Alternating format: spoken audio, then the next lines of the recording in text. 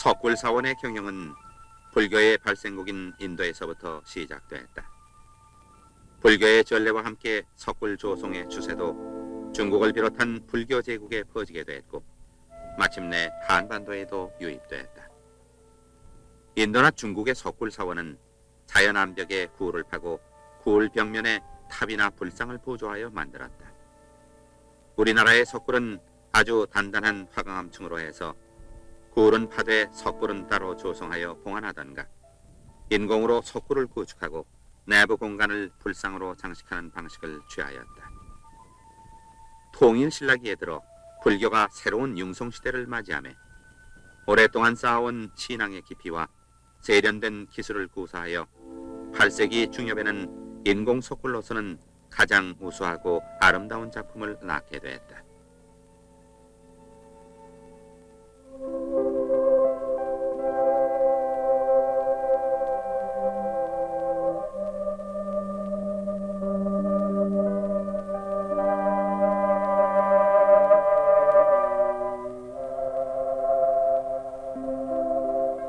신라의 옛 고도 소라볼에서 제일 먼저 새벽을 맞이하는 토함산.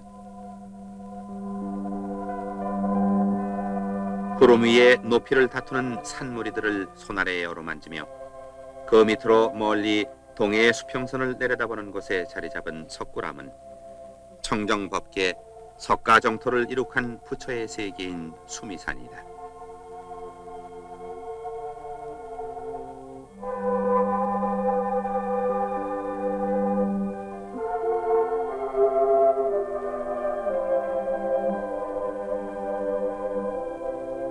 오색영롱한 서운이 서린 바다를 내려다볼 수 있는 토함산을 수미단으로 정하고 열애를 찬양하는 여러 보살과 신장들을 배치하여 석가정토의 변상을 나타냈음은 하늘의 세계를 토함산에 옮겨놓은 것으로 더욱 웅대하고 신비한 감격에 넘치게 한다. 원래 토함산은 불교가 수입되기 전부터 신라 5악의 하나로 신라인들에게 영산으로 추앙받았던 산이다.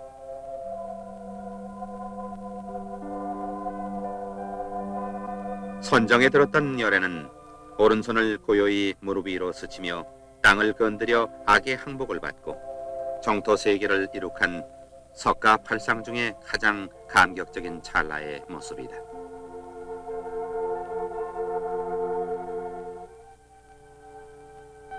석굴암의 창건은 신라 경덕왕 10년, 서기 751년, 당시의 재상 김대성의 발언에 의해 이루어졌다.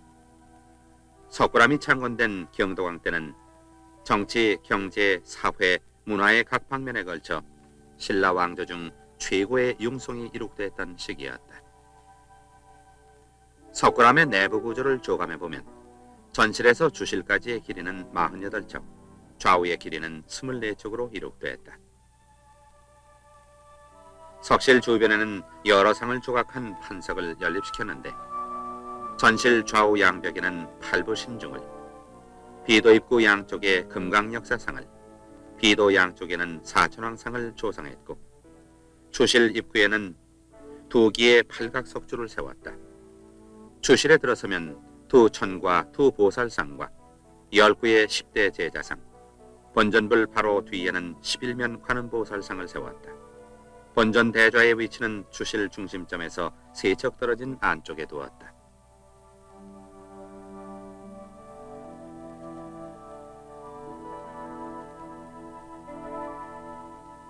주벽 위쪽으로는 양측 5개씩 10개의 감시를 만들어 공양상을 안치했다. 주실의 천정은 궁융으로 구성했는데 천정의 도울은 5단으로 쌓아 위로 갈수록 작게 하고 주목장도를 박았다. 천정 정상 중앙에는 연화무늬가 새겨진 천개석을 박았다.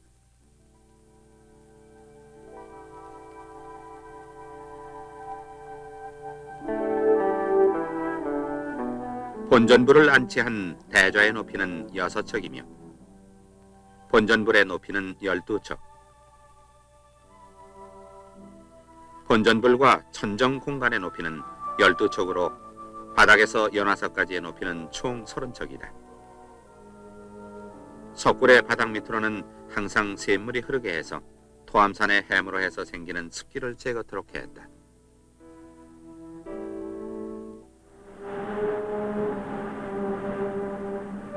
석굴 본전이 정면으로 응시하고 계신 곳은 바로 동해구의 문무대왕암이다.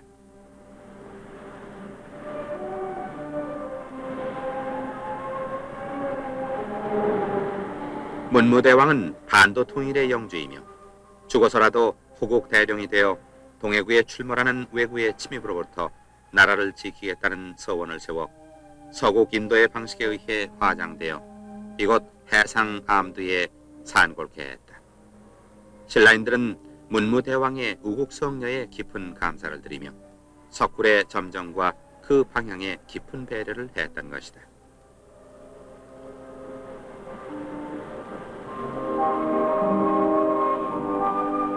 대왕암이 바라다 보이는 대종천 어귀 산양에 자리 잡은 감은산은 그의 아들 신문왕이 부왕의 성덕을 기리기 위해 지은 절이다. 금당 밑에 구멍을 뚫어 동해수와 함께 호국령이 된 대왕의 넋이 드나들게 하였으니 이것이 바로 대왕을 위한 용당이다.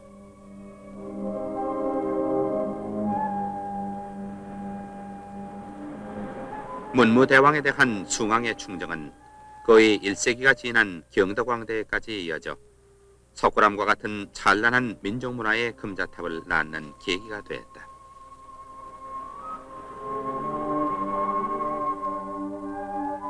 동해구의 문무대왕암에서 토암산의 석굴암을 이으면 춘분과 주분의 해가 뜨는 방향과 정확히 일치한다.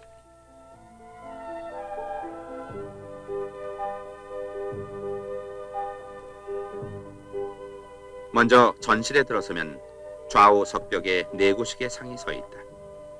좌측 석벽에는 아수라, 긴나라, 야차, 용의 상이 있는데 이들은 부처님의 권석으로 불법을 수호하는 팔부신중이다.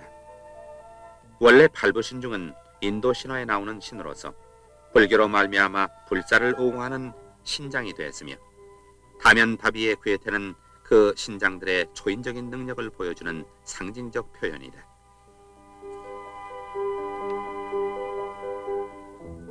우측의 상들은 가루라, 간다르바, 천, 마후라가 순으로 서 있다.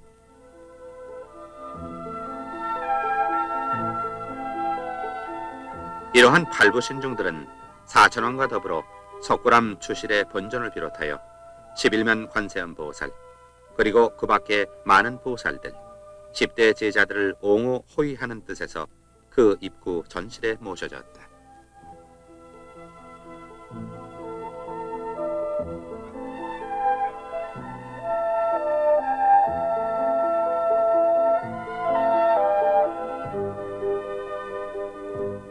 비도 입구 양쪽에는 매우 용맹스럽고 역동적인 두 구의 상이 조상되었는데 숨은 신장인 금강역사상이다.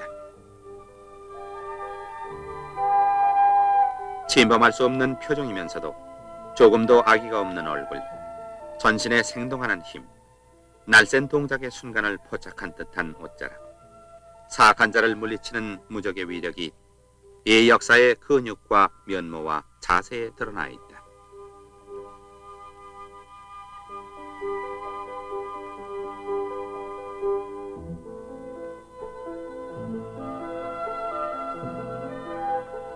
머리 뒤의 두광은 이 역사가 단순히 힘센 사람이 아니라 신성한 지혜를 고루 갖춘 사람임을 표시한다.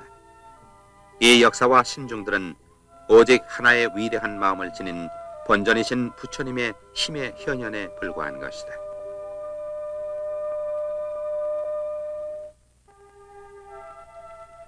비도 양측에는 두 곳씩 사천왕상이 조각되어 있다. 오른쪽 첫째 상이 동방지국천, 이는 나라를 다스리고 또 백성을 편하게 한다는 뜻이다. 이제 막 악귀의 항복을 받고 칼을 거둬들인 자세는 조금이라도 악한 마음을 지니고는 이 지역을 통과할 수 없음을 무언중에 시위하고 있다.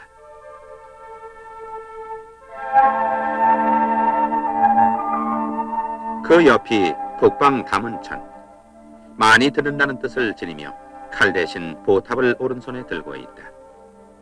사천왕 중에서 북방을 다스리도록 명령을 받고 거기에서 부처님의 도장을 항상 지키며 부처님 설법을 많이 듣는다는 것이 바로 담은천이다.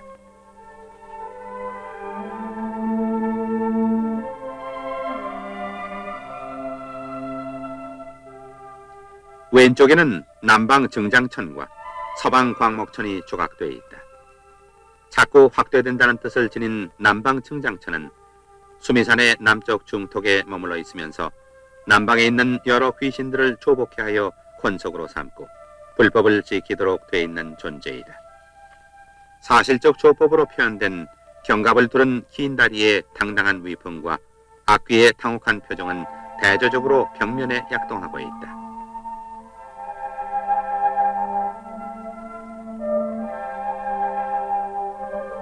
서방 광목천은 큰 눈을 가졌다는 뜻을 지닌 사왕천의 서방 수호신이다.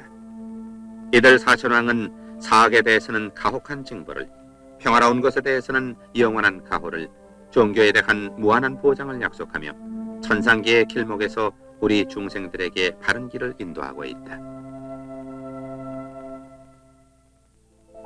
주실 입구의 두 팔각주는 그 안이 보궁임을 뜻한다. 이런 양식은 당시 석굴암과 함께 창건한 불국사의 석단에서도 찾아볼 수 있다.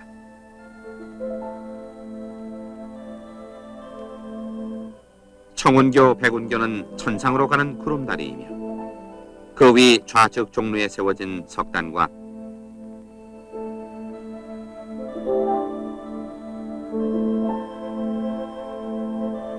우측 경루에 세워진 팔각주는 석굴암의 팔각주와 같이 그 안이 보궁임을 말해준다. 다시 말해서 석단과 팔각주는 천상의 세계와 하계를 구분짓는 반석임을 상징해주고 있다.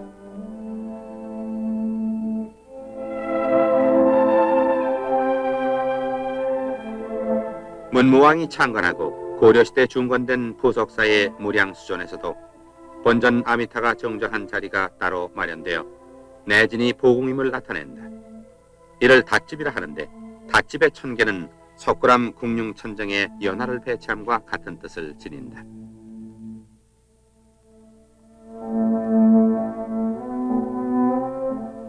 고요히 결과부작한 자세로 오노만 두 눈을 반쯤 뜨고 동해 창파를 굽어 살펴 진좌하시는 본전의 위용은 석굴 전체에서 풍기는 은밀한 분위기 속에서 더욱 신비의 깊이를 더해준다.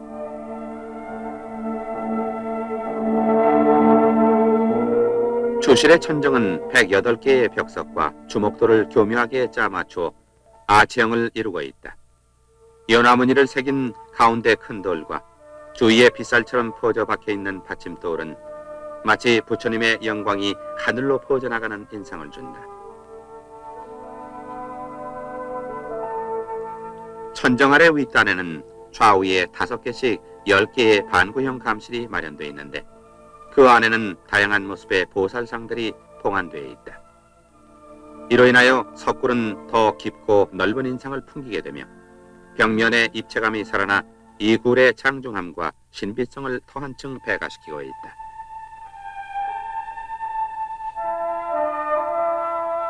본전부를 둘러싼 아랫단의 제상이 모두 입상이었던 것과는 달리 감실 안에는 좌상인 보살상이 그 대부분을 이루고 있다. 감실 보살들은 한결같이 기쁨에 넘쳐 부처님의 공덕을 찬양하는 듯한 모습들이다. 이 감실 보살들은 천정과 나한상의 중간에 위치하여 부처님의 뜻을 하계에 전하는 천상적인 사자의 임무를 띠고 있음을 보여준다.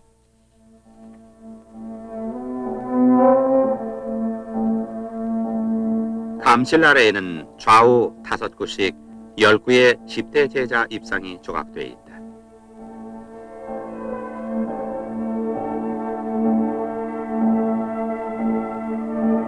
보살들의 감화를 받아 해탈된 이 10대 제자상들은 고행을 참고 이겨낸 여윈 몸체에 가사 한 벌만 걸친 소박한 모습들이다. 그러나 삶의 환희를 깨달은 인간이 도달할 수 있는 가장 성스러운 모습을 하고 있다.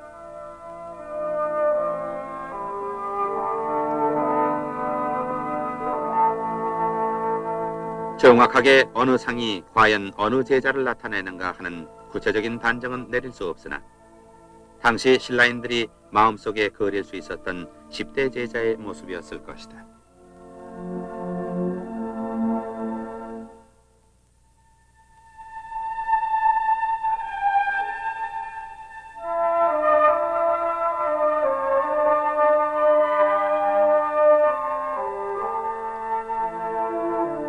얼마 안 되는 선과 단일한 형태로 이처럼 내면의 깊이와 신비를 표출해낼 수 있었다는 것은 당시 신라인들이 종교적 경험이 심원하고 뛰어난 미의식을 지녔음을 말해준다. 우리는 이들의 모습에서 미와 추의 결합을 발견할 수 있다. 바로 여기에서 경건한 침묵, 고요의 깊이와 힘이 나오는 게 아닐까. 결국 그들의 모습을 아름다움으로 흘러들게 하는 것은 이들 제자상들에 나타난 길게 그는 선의 내부적 신비이다.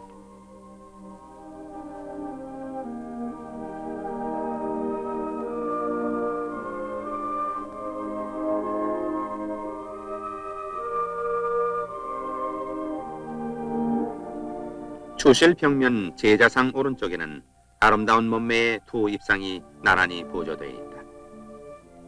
우측상이 대범천, 좌측상이 보현보살이다.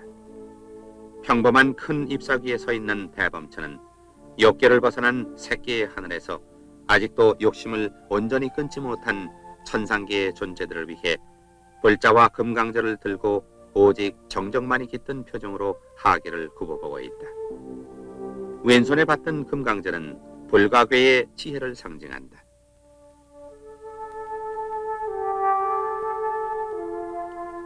섬세하게 사실적으로 새겨진 연화대를 사뿐히 지려밟고 서 있는 보현보살은 실천적 구도자로서 사바세계의 중생을 교화한다는 그의 임무를 충실히 행하고 있음을 부처님에게 알리려는 뜻, 몸과 얼굴 전체를 중앙의 본전부를 향해 돌리고 있다.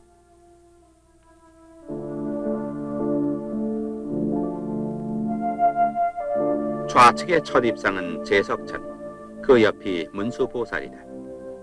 땅을 구제하여 인간에게 부귀화복을 내린다는 제석천이 든 군지는 깨끗한 물을 담은 병으로 아직 씻지 못한 중생의 먼지와 때, 즉 속세의 번뇌와 망상을 씻는 데 필요한 도구이다.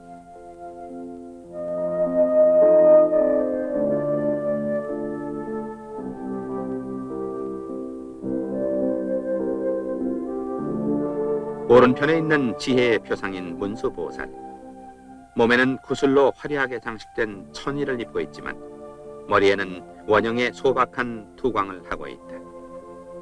그는 반야경을 결집 편찬하여 반야의 도리를 널리 선양한 것으로 알려지고 있다. 그래서 그는 손에 경권을 쥔 모습으로 조각되어 있다.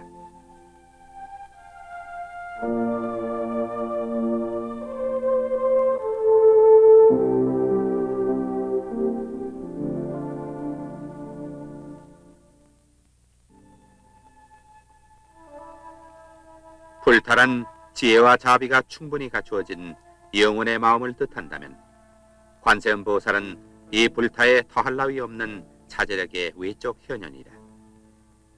석굴암에서는 11면 관음보살이 본전불 바로 뒤 중앙에 조각되어 있다.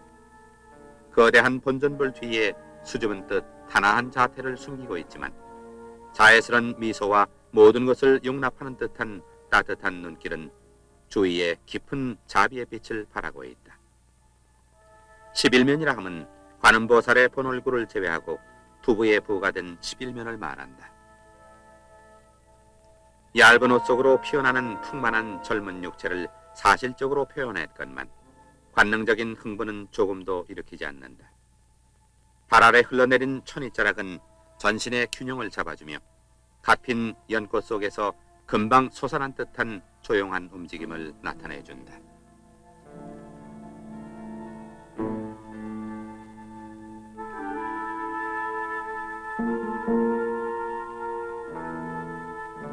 본전불 바로 뒤 전면을 향한 중앙에 연꽃 무늬를 조각한 크고 둥근 돌을 새겨 넣었다.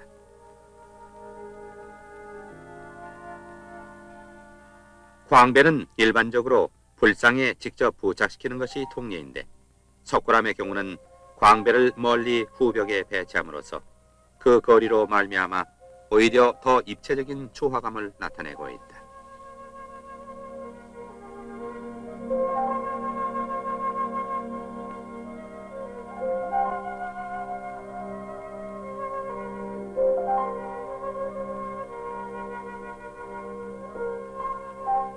원과 팔각을 기본 구조로 해서 오각주로 안정감과 변화를 추구한 석연대는 거대한 본전불의 위용을 더욱 돋보이게 하며 안정되고 굳센 느낌을 갖게 한다.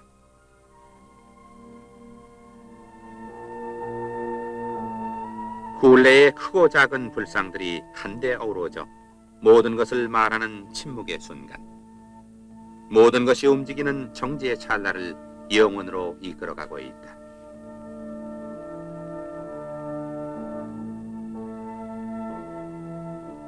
촉지항마의 인상을 표현한 본전불의 손, 그것은 바로 도가 이루어져서 인간의 지혜와 능력이 극치에 달한 그때에 생기는 불가사의한 승리자의 모습을 남김없이 보여주고 있다.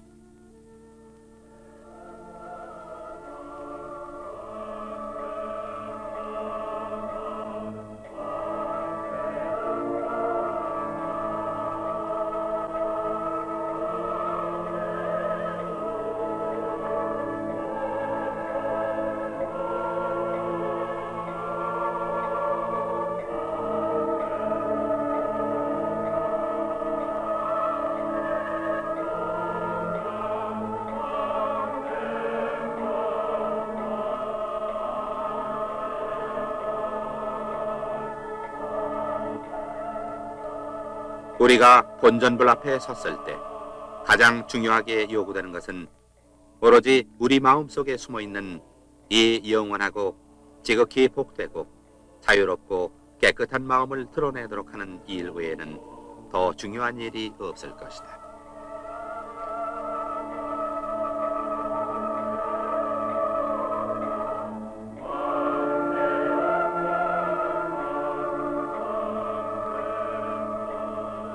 석굴암의 모든 다른 조상과 마찬가지로 이 본전불에서 우리는 한결같이 이 돌들이 이미 한낱 돌이 아니라 영원한 생명을 간직하고 있음을 실감하게 되며 돌과 사람의 마음 그 사이에 혼연히 일치하는 기쁨을 느낄 수 있게 된다.